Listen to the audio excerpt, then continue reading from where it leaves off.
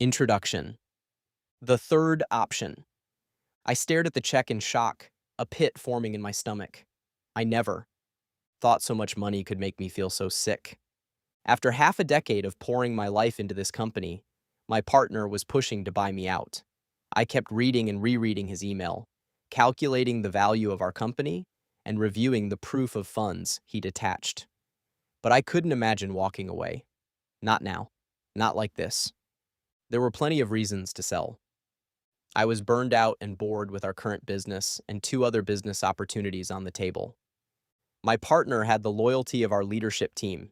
If I didn't sell, I might stand alone. My ongoing battles with chronic Lyme disease, mold toxicity, and heavy metal poisoning had locked me in a flu-like haze every day. Our third daughter hadn't slept more than 3 hours straight for over a year. My wife and I were sleep deprived like never before.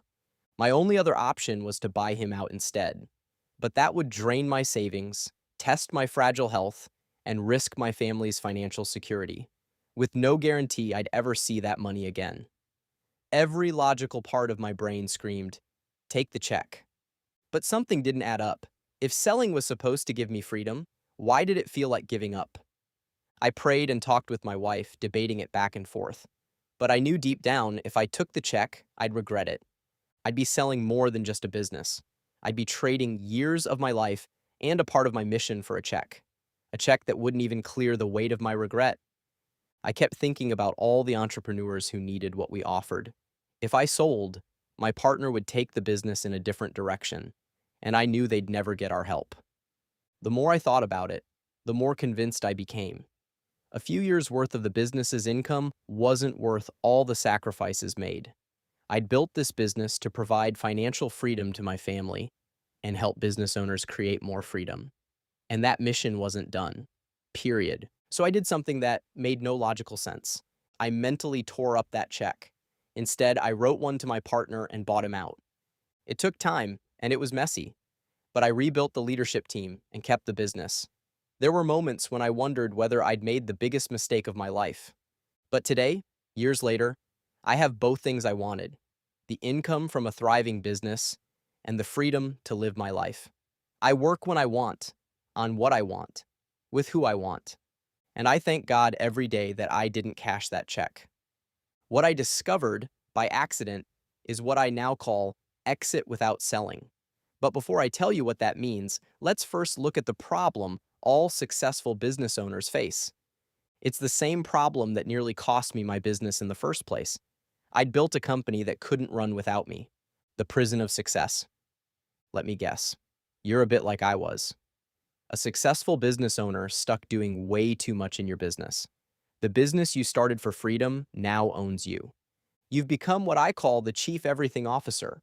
You're the rainmaker bringing in revenue, the firefighter putting out every crisis, the bottleneck too many decisions flow through, the security blanket for clients who only want to talk to you.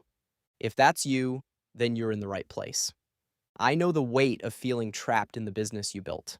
Lying awake at 2 a.m., worrying about making payroll, leaving family dinners early because of an emergency phone call, arguments with your spouse because you're on the phone on vacation, neglecting your health because you can't find the time to work out or eat right, and it's not just you and me.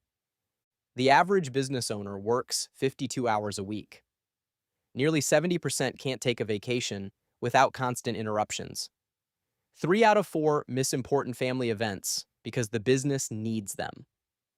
Studies show that working 55 plus hours is linked to 745,000 deaths yearly, and research continues to mount about the effect of stress on aging business owners. Look, we all fall into this trap as our companies grow. We start wearing all the hats because we have to. But then we get stuck there. You've probably tried to break free without seeing the fruit. You've hired managers who still need you to manage them. You've written SOPs nobody follows because it's faster to just ask you. You've bought courses you never had time to implement. At times, you've probably considered shutting it down and moving on, but you still need the income it provides and don't want to see your life's work disappear. Maybe you thought about passing it off to your kids or close relatives, but they don't want the full burden of responsibility they watched you bear for years. So you decide the only answer is to sell your business. because that's what you were told you were supposed to do. But when you look into it, you realize you probably can't sell your business, not for what it's worth to you. This is backed by data. Only 20% of businesses that go on the market actually sell.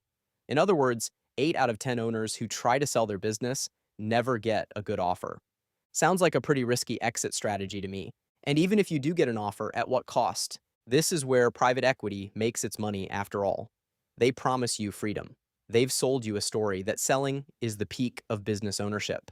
But here's what they don't tell you.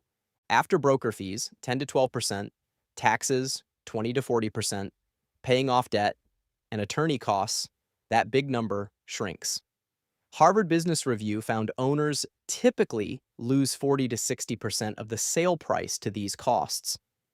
And to make matters worse, you don't just walk away with a much smaller check. Most walk away with regret.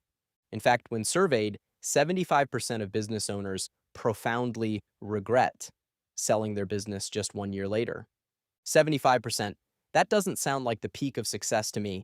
Look, I'm not against selling. I myself acquire great service businesses and add them to our family of companies.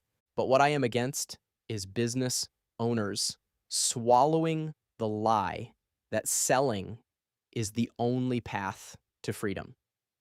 This dilemma is what I call the prison of success. You've built a good business, but now you're stuck in it. And you're faced with two bad options. Sell to someone who may not exist for less than it's worth and regret it. Shut it down and lose everything you've built. Unless there's a third option. One that private equity doesn't want you to know about. One that business brokers will never mention. One that may seem far-fetched until you see it work.